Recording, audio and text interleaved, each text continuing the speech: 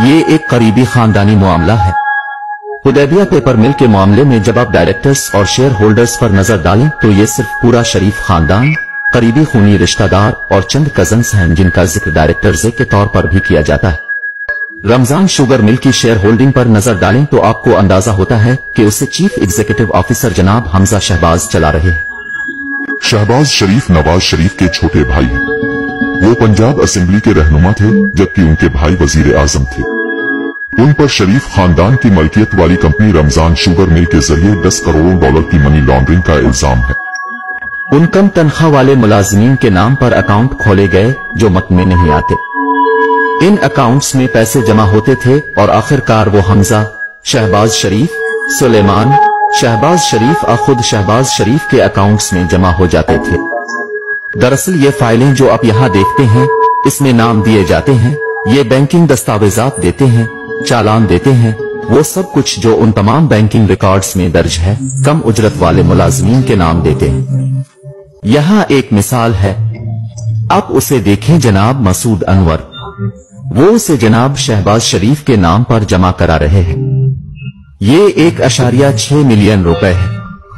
ये रकम हबीब bank of Pakistan में 26 अप्रैल 2017 को जमा कराई गई थी जब शहबाज शरीफ वजीर आला थे। ये 13 मई 2016 को मियां मोहम्मद शहबाज शरीफ के नाम पर 6 लाख रुपए की एक और रकम है। जनाब मसूद अनवर के अकाउंट में 52,451 रुपए जमा कराए गए। 1 करोड़ रुपए और 90 लाख रुपए मसूद अनवर ने मिस्टर शहबाज शरीफ के अकाउंट में जमा करवाए। अब आप पूछ सकते हैं कि मसूद अनवर कौन है? वफाकी तहकीकाती इदारे FIA की जानिब से की जाने वाली इस तहकीकात के मुताबिक मसूद अनवर थे शरीफ खानदान का निचले दर्जे का मुलाजिम। आपके अपने खानदान का रुकन वजीर खजाना है और आपका दूसरा भाई वजीर आजम है। लिहाजा इस वक्त पूरी बैंकिंग चीन उनकी सहूलत के लिए मौजूद थी और मैं तहकीकात में शामिल एक जराये से बात कर रहा था।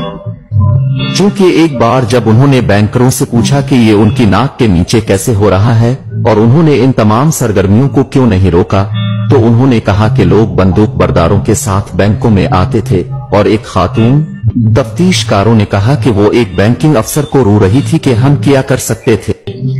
बैंक मैनेजर्स को बैंक के आला ओहदेदारों का फोन आता था।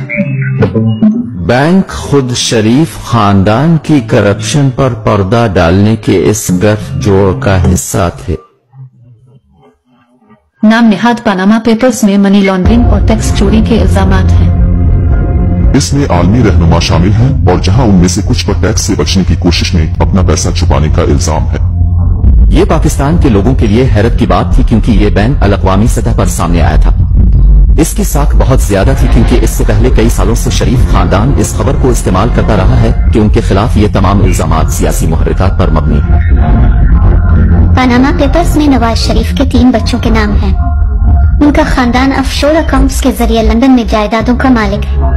नवाज शरीफ की बेटी ने लंदन में जायदाद रखने से इनकार किया है। इसके दस्तावेजात मुबैना तौर पर के हैं और जाहिर करें कि वो जायदादों की ट्रस्टी है, मालिक नहीं। लेकिन वो दस्तावेजात की ये पूरी नामी फ़ॉन्ट में लिखी गई है जो 2007 तक दस्तयाब नहीं थी। अगर आप 1992 और 93 को देखें तो ये बहुत अहम वक्त है। मरियम के असासों में 21 गन्ना इजाफा हुआ है और 1 साल में इसका कोई जवाज नहीं है। आप एक कारोबार के मालिक नहीं हैं। आपके नाम से कोई कारोबार नहीं है लेकिन आपके असासे 21 गन्ना बह रहे हैं। 1992 में मरियम नवाज 19 साल की हो गई। पनामा पेपर्स के इंकशाफात के बाद पाकिस्तान की तहकीकाती एजेंसी ने शरीफ खानदान के माली मामलात को निकाला। मुश्तरका तहकीकाती टीम को बुनियादी तौर पर पता चला कि मिस्टर नवाज शरीफ आमदनी के मालूम जराये से बनाए गए असासों का जवाब पेश नहीं कर सके। ये अहम इल्जामात में से एक था। मामले को फौजदारी कार्रवाई के लिए भेज दिया गया था। फौजदारी इस्तिगासा में एक मुकदमा था जो तकरीबन 1 साल तक चलता रहा और इस मुकदमे में नवाज शरीफ की तरफ से इनकी दौलत की असल लंदन में उन 4 फील्ड फेयर्स की वजाहत के बारे में एक भी जवाब नहीं आया। वो पैसा कहाँ है जो वो कभी साबित नहीं कर सके थे। शरीफ खानदान का शुमार पाकिस्तान के अमीर तरीन अफराद में होता है लेकिन उनकी दौलत की असलियत अभी तक एक मुअम्मा बनी हुई है। इस वक्त अपनी फेयर में जिस फ्लैट में रह रहे हैं, इसका नाम दरअसल गुज़िश्ता साल पाकिस्तानी अखबार दी न्यूज में उन 4 फ्लैटों में से एक के तौर पर लिया गया था जो आपके वालिद ने मुख्तलिफ स्विस और ऑफशोर कंपनियों के जरिए गैर कानूनी तौर पर खरीदा था। तो नहीं, जो लोग असल में इसके लिए हमें मोर्द इल्जाम ठहरा रहे हैं वो अदालत में जाते हैं और इसे साबित करते हैं। लेकिन क्या आप जानते हैं कि आप जिस फ्लैट में रह रहे हैं इसका मालिक कौन है? ठीक है, अभी ये सवाल नहीं है। तो नहीं, लेकिन ये वो सवाल है जो मैं आपसे पूछ रहा हूँ। क्या आप जानते हैं कि फ्लैट का मालिक कौन है? ठीक है, ये किराया पर है, ये मैं हूँ।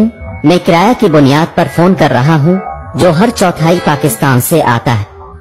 आप उसे ज़ाती तौर पर किराया पर दे रहे हैं या पैसा पाकिस्तान से आता है? पैसा पाकिस्तान से आता है। मैं अपने वालिदैन के साथ रहने वाले किसी भी दूसरे तालिब इल्म की तरह हूँ। मुझे हकीकत में ये जानने की जरूरत नहीं है कि हकायक क्या है और फ्लैट्स का मालिक कौन है और कौन किराया अदा करता है और कौन मेरे गुजर बसर के लिए अदायगी करता है। लिहाजा खानदान इसका मुस्तहिक है। अगरचे ये मेरी गलती नहीं थी कि मैं एक अमीर और अमीर घराने में पैदा हुआ था। मेरे दादा ने ये सब कुछ सख्त मेहनत से हासिल किया। जब आप उनसे पूछेंगे कि आपको ये पैसा कहाँ से मिला, तो वो आपको आजादी के वक्त अपने मरहूम दादा की कहानी सुनाना शुरू कर देंगे। हम हिंदुस्तान से आए थे, हमारे पास कारोबार है। सच छोटी बात यह है कि दुनिया में ऐसा कोई कारोबार नहीं है जिसके पास मनी ट्रेल ना हो। अगर आप उनकी टैक्स फाइलिंग को देखें तो ये एक बड़े सनती खानदान के तौर पर सामने नहीं आता है। शरीफ खानदान पाकिस्तान के इस अमीर घराने में कभी शामिल नहीं हुआ, लेकिन अब अगर आप पाकिस्तान के अमीर तरीन खानदानों की फहरिस्त बनाएं तो यकीनी तौर पर शरीफ खानदान टॉप 3 में शामिल होगा। हो सकता है कि टॉप 5 में इसलिए शामिल हों कि लक्समबर्ग, बरतानिया, मुत्तहिदा अरब अमारात और सऊदी अरब में उनकी कितनी जायदादें छपी हुई। अमेरिका में मुख्तलिफ बैंक अकाउंट्स में किया है, जो मालूम नहीं कि ये 4 अरब डॉलर है या 5 अरब डॉलर, ये मालूम नहीं है।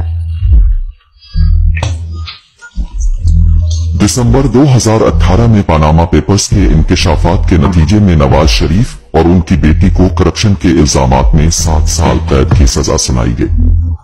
नवाज शरीफ लंदन में इलाज के लिए जमानत पर हैं और लंदन से पाकिस्तान वापस आने से इनकार कर रहे हैं। नवाज शरीफ का दावा है कि उनका जवाल पाकिस्तानी फौज की साजिश है। We contacted Priti Patel MP, the Home Office Minister, to ask her why Nawaz Sharif, who had overstayed his British visitor visa by 2 years, had not been extradited from Britain. Priti Patel had been eager to deport asylum seekers during her time at the Home Office, yet she took no action against Nawaz Sharif. Priti Patel MP in the Home Office did not agree to an interview. We also contacted the National Crime Agency.